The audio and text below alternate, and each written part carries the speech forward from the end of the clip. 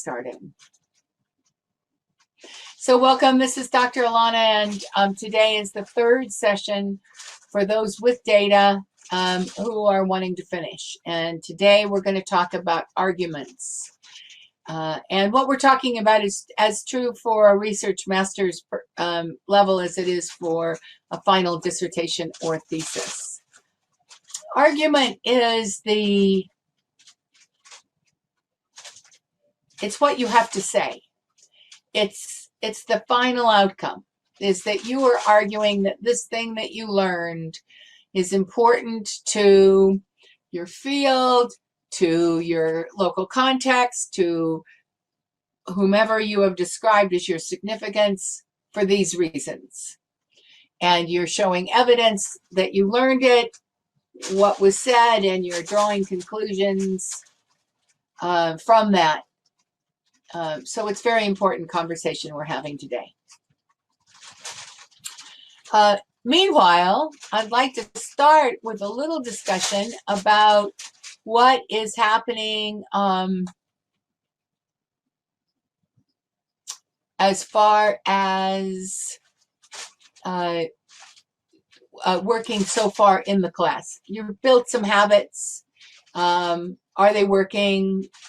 You've done a poll about that, but also you might have some comments about, I have difficulty doing this, and we can have some conversation. As you're kicking off, and also last week on data analysis, was that helpful? Did it help you begin to hone what you were doing? So we'll start there. Then we'll go through arguments, grind up with some homework, and talk about the next office hours and what's up for next week. So let's just jump right in. Type, please, in your chat, what has worked for you so far in this class? And I'm seeing in the chat that COVID has not maybe been the impact, but the issues of in the United States and the ongoing challenges there may have kind of upset. It's very difficult to make yourself sit down and think about something quite so academic when the world around you is feeding a lot of challenges. It may have increased anxiety.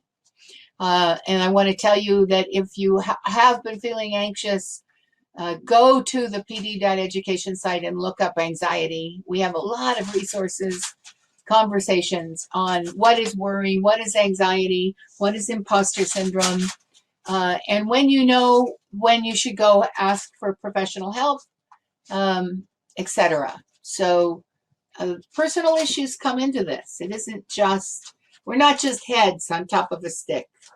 We're entire body, mind, spirit entities, and all those things play off of it. So looking though on last week and data analysis, and you having your data that you're analyzing to move forward, what is working for you with this class, and what is not working for you in terms of either this class, but also in how your life is impacting. So Karen says, drawing out my ideas in flowcharts, etc., helped to visualize her idea development. It made writing easier. Good. I think it makes, if I can draw it, I can write it. If I'm having trouble writing, the very first thing I have to do is draw it. So thank you for that, Karen. I hope it helps others. Annaline says she's not that far into it, she's observing, but it's made her aware of the issues that she's going to be facing. Who else has something to share? Yeah, and anxiety, worry, imposter syndrome comes into it.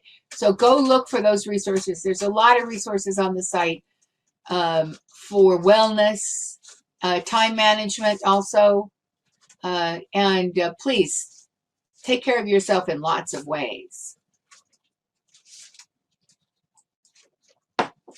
When I look at the polls, I see that 1 in 4 of you are facing complications in your life that are slowing graduate work.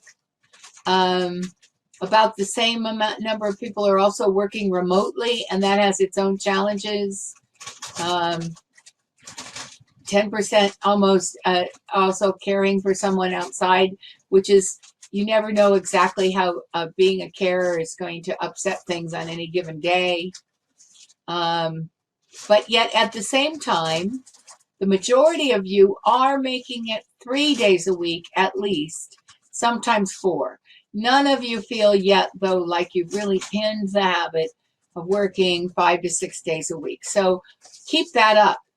Also, looking at what you're using on the website. Most of you are going to the website, but there's a lot of resources there. So keep typing those things in the chat and seeing what else. You might want to check out the other resources section sometime. Just see what the box sets and the opt-ins have. If motivation is an issue, I strongly recommend the Monday motivation emails. They come every Monday. And the other one, if you're not sure about your writing, then the Friday academic writing emails can be helpful. And both of those are opt-ins. Okay, let's move on to arguments. We're going to look at the parts of an argument, where they go, what their purpose is, how they have changed. So some of you wrote a 3-chapter proposal, or you wrote a formal proposal, and you had one argument for that. And so now how does your argument now change from that, and how does it change your writing? Where to find arguments when you look at other people's work. I'll give some examples, answer some questions, and share some resources. Okay, so and these slides are in the handouts so that you have them. Oh, and Karen is saying the 30-day writing challenge has been a good daily tips. The 30-day writing challenge is set up for people like you. It's set up to get a 5-minute video, get some good ideas, and that starts your writing. Because the part of the process you're in right now, writing every day, doing a little bit of the other kind of work, but getting some headings written, points written, paragraphs written, just get to where that becomes easy. So let's talk now about what you're writing. Arguments. What is an argument? It is a claim backed up by evidence. So the claim needs to grab your reader. Does someone in here have an outcome from your research that was surprising? If it is, raise your hand in the chat box. There's a little hand. Anybody in here have a surprising outcome?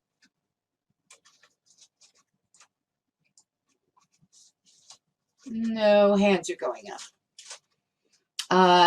Maybe you're not as far along because you always are looking, when you're doing your data work, you're always looking for what is a surprise, what was unexpected.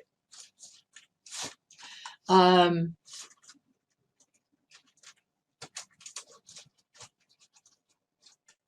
seeing if I can find an example in my head.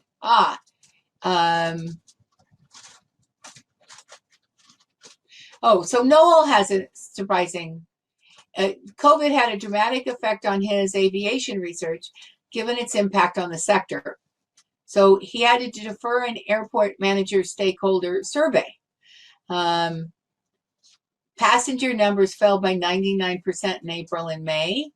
And while the 2 airports, Dublin and Cork, enjoyed a positive start to the year in terms of traffic growth, the impact of recent months means that 2020 passenger numbers have already declined by 55%. So his background, COVID is surprising to his entire background. So I'm going to make this up, Noel, but it may be that you're finishing your research, and in spite of COVID, in spite of this 55% drop, something unexpected, you're studying the more rural airports, and good things came from this. Let's just say that you have a good things happen in hard times kind of message. So that would be the claim, and you would couch it in that kind of way to grab your reader. You want your claim, when you decide what is my claim, you want to write it in a way that picks the reader up and says, pay attention. Even though all over this has been horrible, this thing here is great. Another way to grab attention is surprising results, or you would expect this, but actually this proved to be true. So you have a claim that guides your reader. Then you have, so now we're looking at background, lit, methodology, results, and findings. So you put your claim in it becomes part of your background area. You're telling the reader where you're going to take them. Your lit then backs up the fact that it's the evidence that this study was important to the field. It confirms the significance of your work.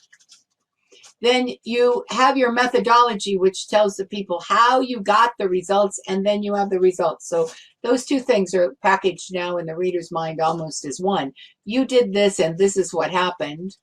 And that evidence backs up the claim.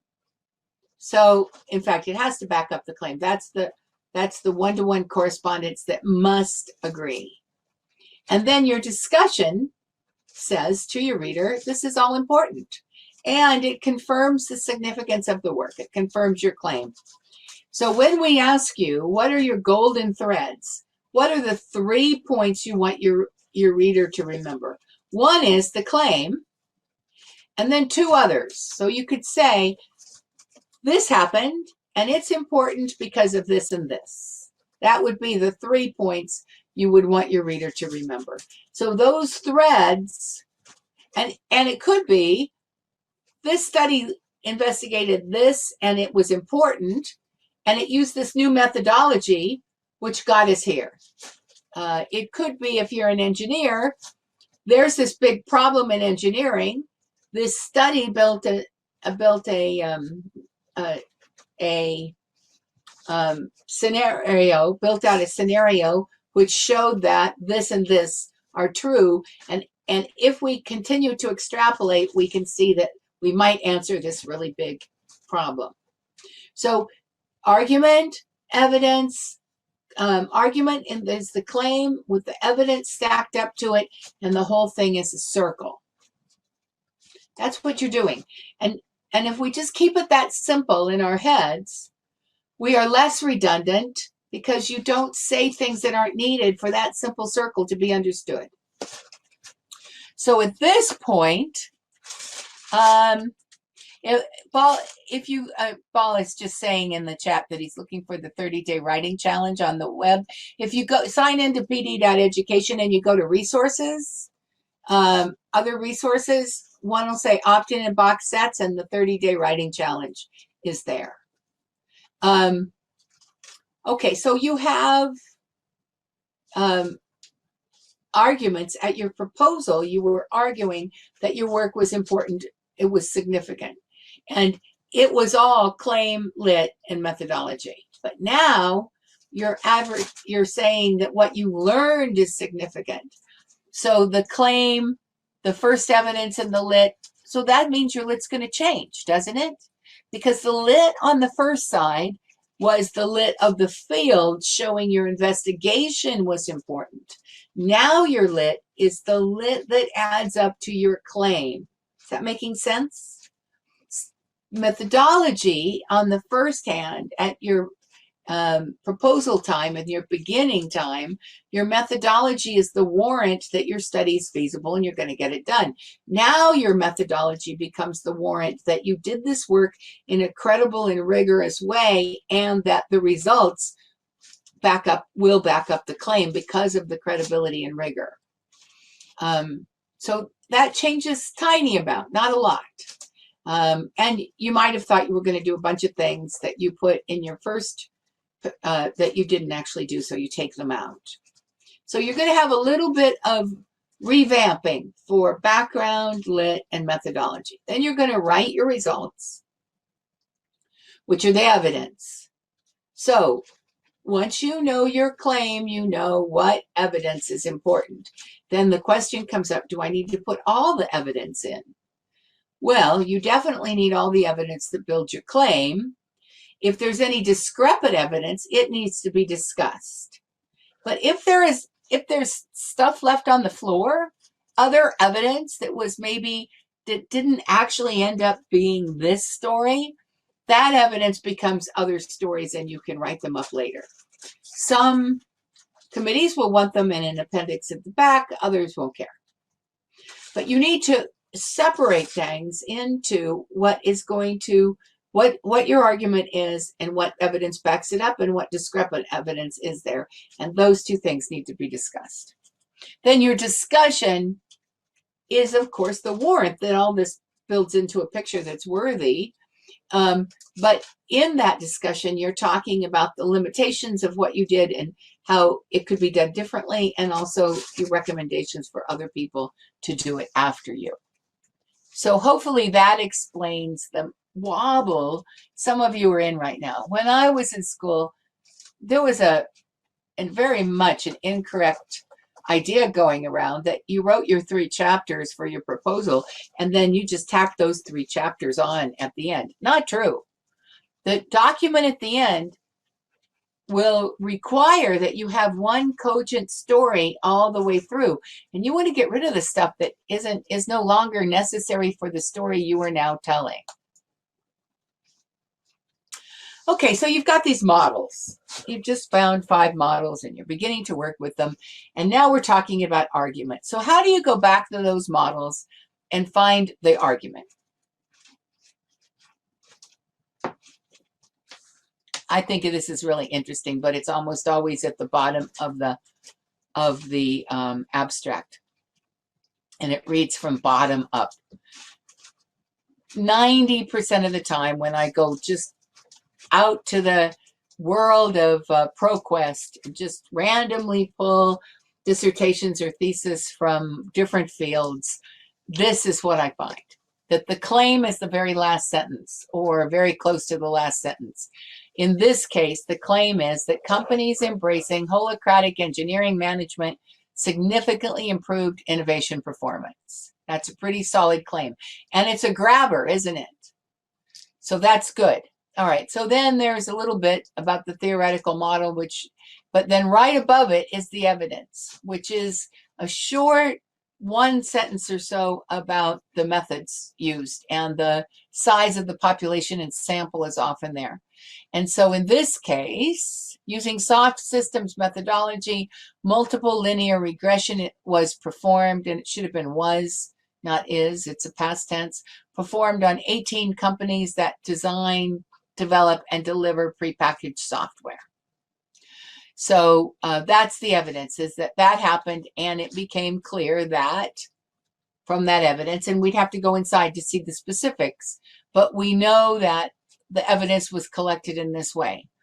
And then the warrant that ties it together, which is the bottom of the argument, but shows up first in almost all abstracts, is that this research effort examining holographic engineering management and adaptive innovation of lean and agile engineering concepts as a convergence of holacracy and lean enterprise system engineering includes case studies measuring the effects. So effects were measured. Therefore, it does what it says.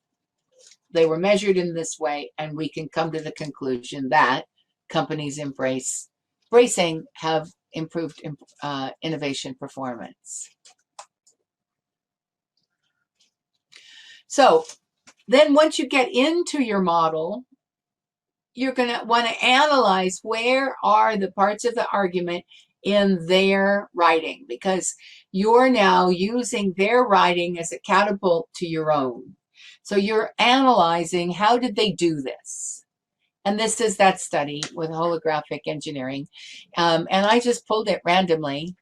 We have many engineers who come to professional development, so I like to use those examples frequently because it's not my field. And if I can find it in engineering, if I can make a case for it there, it's no stretch for me to find it in education or social sciences. It's a stretch for me in engineering, so I like to do it.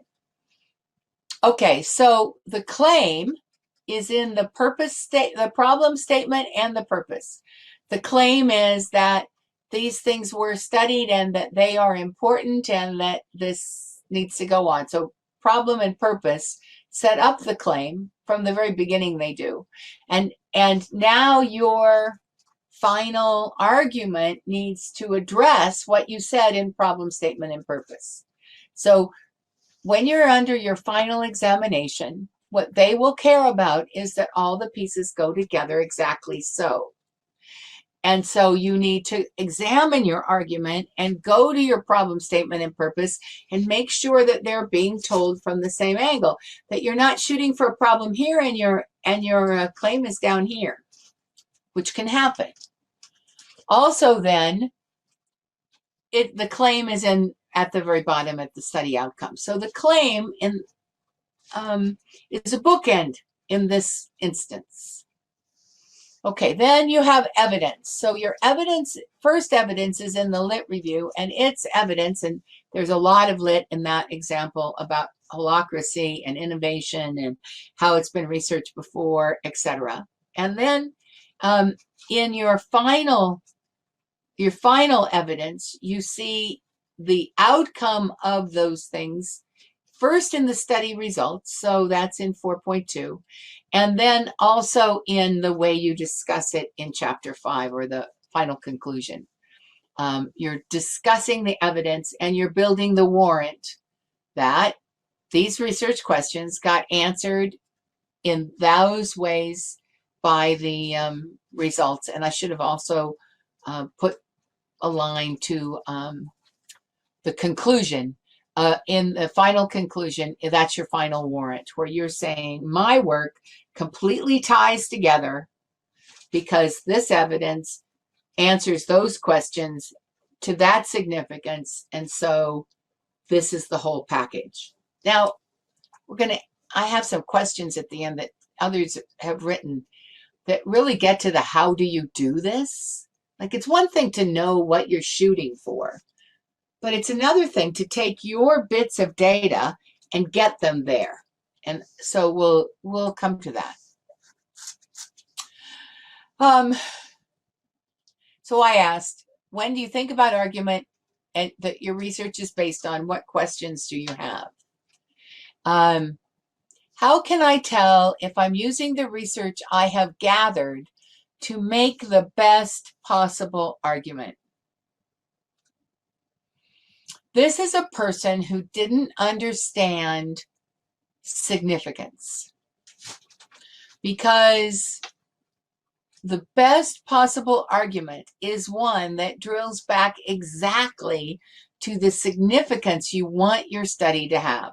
And significance is to what? Reminder, it's to your field or to your local context or to a specific problem that you're trying to solve, but that context, that's very personal context, then the research that you've gathered, the data that you've gathered, needs to tie back to and impact that significant context. So what's the best possible? That you get to the exactly where you wanted it to go. And if not, so that's kind of the game you're playing. That's the problem you're trying to solve. You've got these data, and they're adding up, and you're now just working on the data. So let's say you did a lot of interviews, and you coded these interviews, and you're seeing these themes come out, and you're beginning to build the story that is your story, and that's in the results. these data came in looking at these questions, and if I look at these questions and just the data, I think I can see that thematically they're answering in this way. So I kind of have the answers to my questions. But then to what extent are the answers that I've given in line with the significance I thought this would have? That's the discussion. It either lines up, wow, I got way better. The example of this, my model was proved to a very significant level. I'm more pleased than I thought was going to be possible. And so I'm not just significant to my company, I'm significant to the field. Or, and this is a student I'm working with right now, I have this model, and when we took it all together, the outcomes were pretty significant. There's something there to talk about. But when we take the numbers separately, because we did 2 different sets of data collection, we see that they just aren't as significant. So can I talk to the field? Well, I can talk to the field and I can say, when I took them apart, the number isn't that significant. But when I talk to the company, when I talk to people doing this work, taking them together builds a significant story. So what's the best thing you can do with your research? You can build the story that is the most significant it can possibly be, and then you write it up like that's your significance. That's what people said. This is how you did it, and look at how it all ties together. Now it's very hard to talk about these concepts and drill it down enough to make it, did that make sense? If you have little hands in your chat box, so is that making sense? That when you have your data and you're trying to put it together, you have to build this full story in your head before you know exactly what you're going to be writing. Now, raise your hand if that made sense, please. Little hands in the chat box. And if I don't see little hands go up, I will figure out a way to draw a picture or something.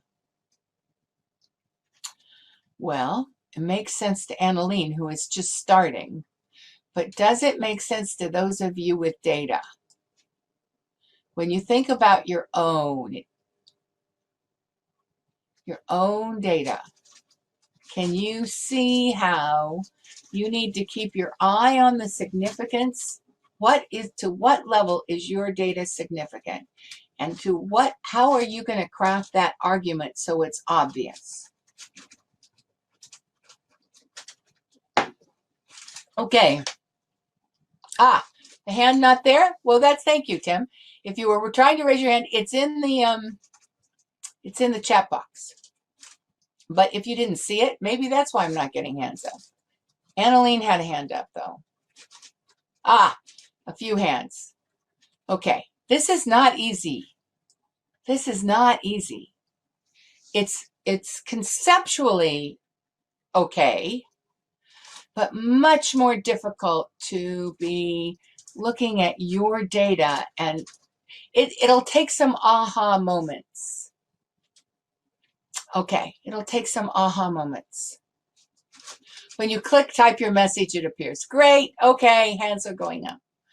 Okay, I'm not so worried.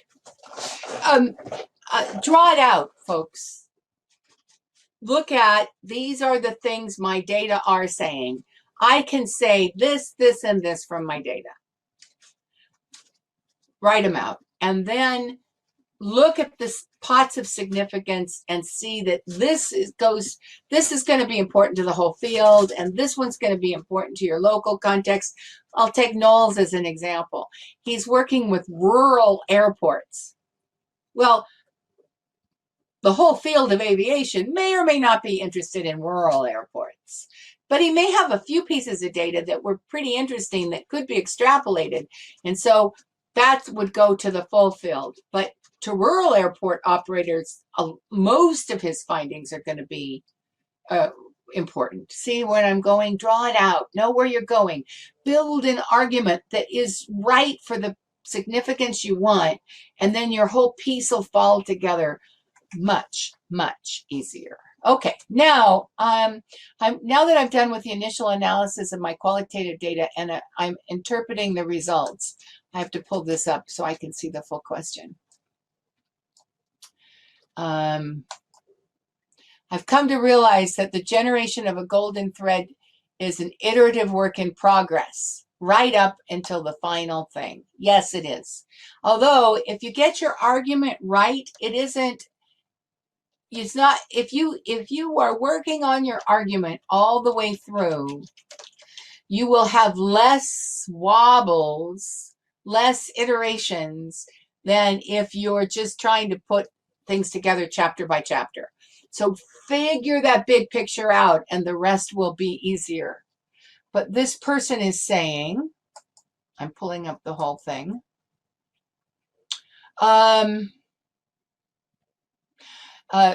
Now that I've done with my initial analysis of my qualitative data and interpreting the results, I've come to realize that the generation of a golden thread too was an iterative work in progress up until our final submission, wondering if my understanding is on point.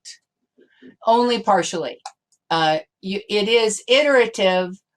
The process of data analysis results, golden threads is iterative until it ties to significance, and then at that point you should feel some kind of solidity. If you still feel like it's changing underneath you, probably one of those things isn't as solid as it needs to be. How to determine whether the argument I'm making is unique? It doesn't need to be unique. It would be unique in your context. So that's enough, but unique is not one of the things you're judged against. It needs to make an addition to your field. That is different than unique. It can make the same addition to your field by replicating somebody else's, by telling a slightly different story in a different context. We can take nuances and make something different to our field. And in this world with this much data and everybody and so much being produced all the time, I think we are only setting ourselves up to be very unhappy if we're looking for uniqueness. Because, billions of people in the world. How to determine whether the argument, okay, I don't really understand the warrant. What is it exactly? I think of the warrant as having the word therefore. This is my claim. This is my evidence. Therefore, these tie together in this way, and it's all significant. Therefore, it demonstrates the significance of would be one way. The word therefore helps me understand warrants. Now, some new ones have come in since those questions. So I'm going to tell you the new ones off the screen. How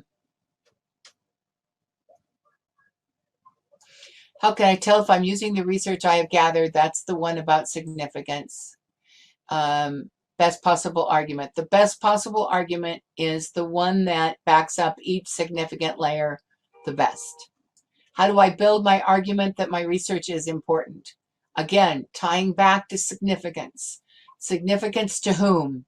Why? What are they going to do with it? So if these questions are still in your head, go to pd.education and look.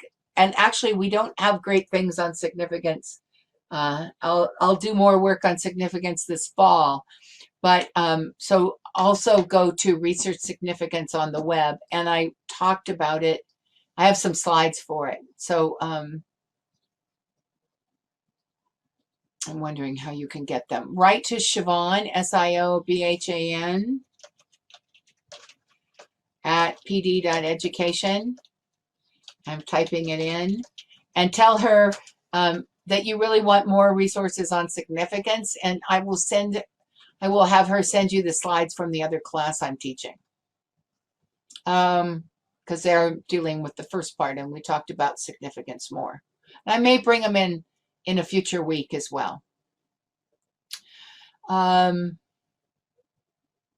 Do we have suggestions for building an argument throughout the whole research process so that the argument is consistent throughout? Well, you can't build the argument throughout the whole research process because until you have your evidence and your data analysis is done, you don't know what your results are. So you can only build an argument once you know that your results are, and then you can look at where its significance and you can begin to build it out. But once you've got that, then the way you pull it together is you draw it. If you can draw it, if you can do what I do with words and arrows, then you can write it. How to write the argument succinctly. My claim is my claim is that, I'll make up something for Noel again. My claim is that rural airports have something to teach large airports about X because of the way they handled COVID. Totally made up. That's the claim. The evidence is, during this study with these people talking about rural airports, it became clear that even during COVID, the warrant is that this other problem is known that big airports have, and they could take a lesson from what was learned in this study. That's the warrant of being significant. So how do you do it? You just start with sentence stems. My claim is the evidence gathered from this way showed, therefore X. And how would COVID-19 pandemic and racism context influence how we build our argument if that is related to our research area? You tell the story. That's a really good question. If you are in social sciences or anything that was impacted by the pandemic or the context of the increase of awareness of racism and the things that have gone on around that, if they impact what you do, then it's part of the story of what you do, and it probably comes in your background. You probably say, while this study was going on, these things happened, and these were the results of these things, and those will now be woven through the study because of the impact that they had. Good questions. Thank you all very much for writing them. Alice, a hand went up. Did you have a question? If so, type it in.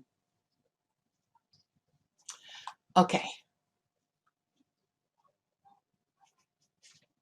So hand went up again. So maybe had a question. Let me just make you a presenter in case you want to turn on your mic and ask your question, or you can type. And I'm happy to wait.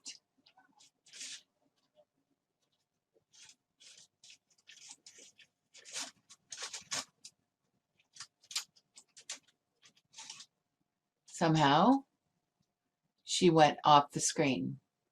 So, there you are. Hack is a presenter. So you can turn on your microphone now, or you can type.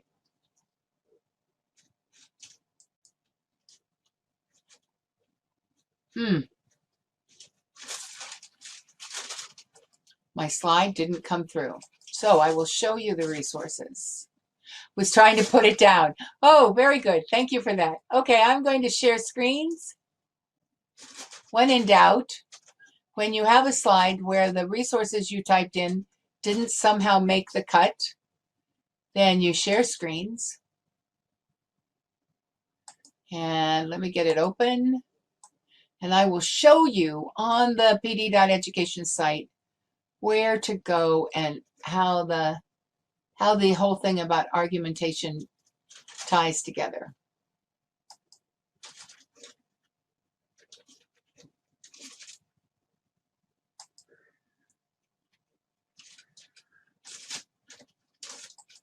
Okay.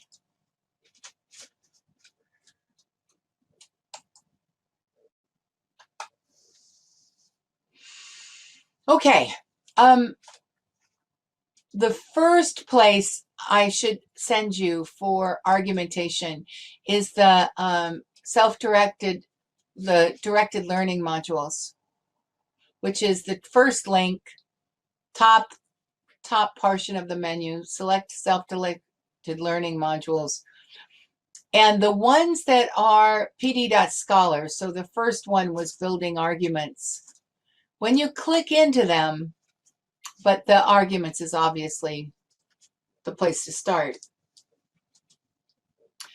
When you click in, they are all a list of our best resources all linked out. So you say that you start it. You click over here on the right. I must have started this one before. You click over and you say you're starting the module, and then all of these links become live. And I recommend you take a look at this comparison of finished work. It ties through all of the PhD scholars. So I started, this was the work I did in January, and I started with, here are some arguments of these different people. Let's look at where we find them. And then I take that argument and I looking only at finished pieces, and I'm analyzing every week who had the best background for their argument, who had the best lit review for their argument. And they're not just dissertations, they're also people who wrote multiple chapters or multiple journal articles and then put them together. So any way that we finish this work still has an argument, and it still has these things, these pieces. So the very first thing in all of those is this comparison study. And if you are somebody who likes to understand how it all goes together, I think that's a very good place to start. But then some of you like to read, some of you like to watch videos. And the ones I'm sending you to right here are the videos. These are all Professor Maria, who argumentation, what is it? Why is it important? She has a series, classical or Aristotelian. Also, there's a few others. What are fallacies, which are arguments that don't work. So you need to know what that is like.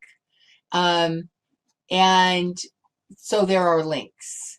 Then also there are links that are articles. So a script for an argument for somebody who asked how you did it. There's a script. From the argumentation video, you could see self-assessments for academic writing are useful there as well. Okay, then you go to search. Second thing I recommend you do is you go to search. Argumentation is one of the things we do a lot. So if you just go to argumentation and you search on it, you'll get all kinds of resources. Some very much focused on argumentation, some on reliability, validity. Is it credible? Obviously, that has to do with the evidence part. And you can also search here by saying, I only want, let's see if there are any argumentation checklists. I don't know if we have them or not, but you can go to argumentation and then go to the checklist. And then finally, I did pull together resources, so there weren't checklists. Oh, and in the opt-in, I think there's a box set on argumentation. Let's look. These are all the box sets. And no, we don't have one there either. If you go to Siobhan at pd.education and tell her that if you want the very specific links, if that wasn't enough, tell her, and I will make sure that she gets the slides that for whatever reason aren't showing right now. Okay, I'm going to stop screen sharing. Back to slides.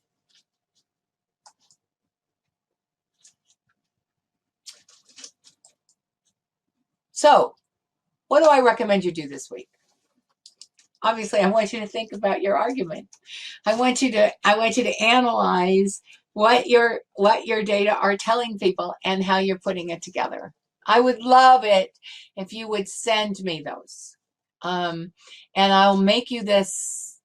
If you feel like jumping on that today and tomorrow, and before you go to bed on tomorrow night, if you send me a PowerPoint or whatever you're drawing on, I will use it as data, no names, use it as data, and have a little bit of discussion around it in our open office hours on Thursday. So if you want just a little bit of free coaching, send me a drawing of what your data is saying and how you think it fits what you think your argument is, how it fits whatever significance. Let me see if it's strong enough yet. I can extrapolate out of a one-pager how it's going to go. And if not, you'll know exactly what questions, as an examiner, I would still be asking. And those are the questions you need to make sure you have answered before you turn it into other people. So you put that together. You may want to write out the things that you think your final document needs to say, your golden threads.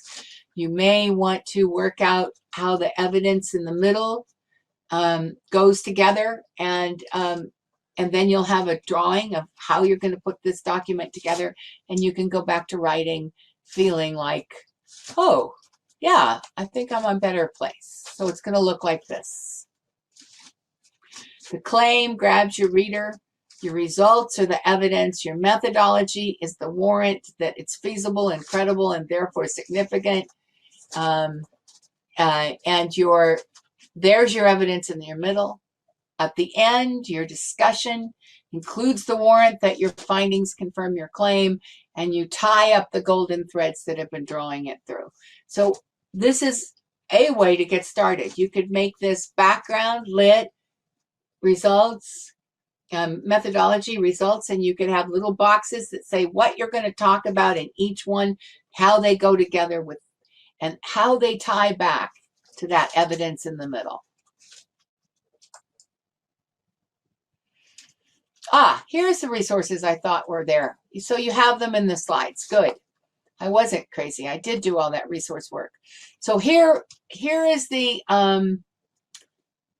everything is in that first one, building arguments, golden threads, and overview of success that I pointed out. And then Professora Maria does argumentation, classical or Aristotelian, and the fallacies. That's all in that module, but I also gave you the link for her other one on analytic or Tolminian argumentation. So there you have it. Your questions.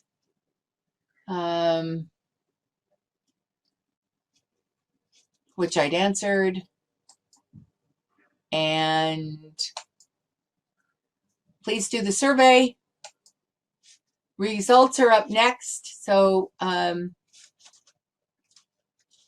we're going to drill into, now that you've got your argument, how do you write up your results? Very practical.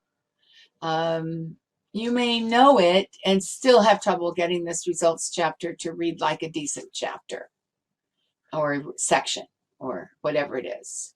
And also, there are more conversations going on the forum.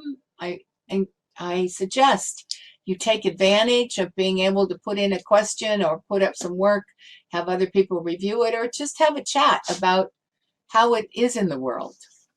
And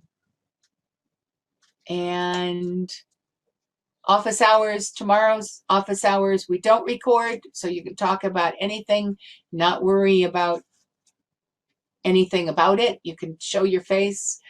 And on Thursday, it goes like this. I answer the questions at wooclap.com/summer cues.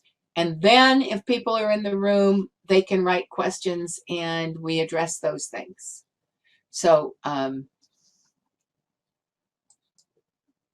that's it. 7 minutes to go. You guys get 7 minutes worth of questions to ask. You're welcome. You're very welcome, Alice. Seriously, what you're thinking about your own work. So no harm in raising your hand, telling me it's coming. I will wait for you, and just say, I'm working on this, and how do I do that, or whatever's going on. Your question will help other people as well. And as I said, please send me pictures. Please walk us through the joining the forum, please. Happy to do so. Screen capture. And here we go. Oops, there we go. Okay, so you're on the education site, whatever yours look like. Under directed learning modules, you go to forum. It'll take it a second to get there. Once you're on the forum, there are many conversations. The one that has some newness to it right now is under Welcome Mat. Welcome Mat has both the place you can introduce yourself and then something called random conversations where you can just talk. And this is the one, and what is COVID? So Annalene, as you can see, posted there this afternoon. And then people have introduced themselves about where we are. And how do you do that? Well, you click into the one you want to talk to, you want to talk about. And there you go. Click in on the little icon.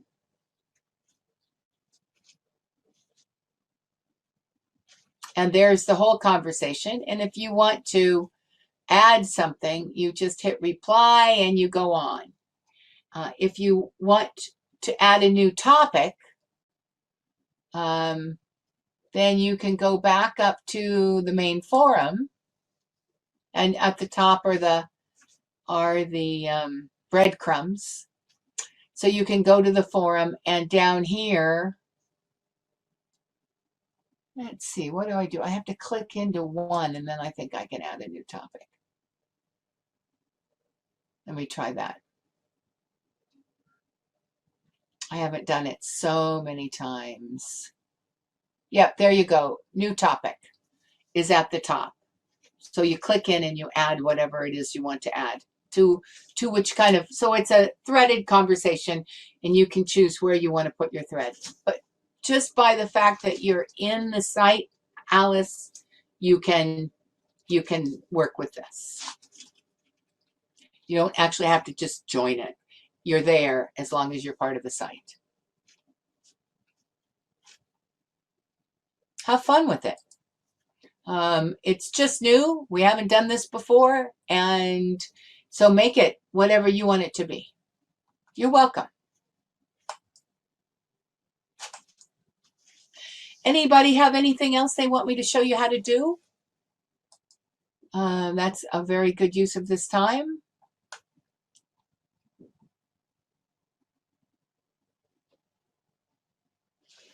See you at the office hours tomorrow. Absolutely, Annalene. Anybody else? If not, we'll close 3 minutes early. I will turn off the recording now for people who are watching by recording. And now we are sending recordings to everyone who signed up to want this for the summer. So you'll have a lot available. And if I go to recording,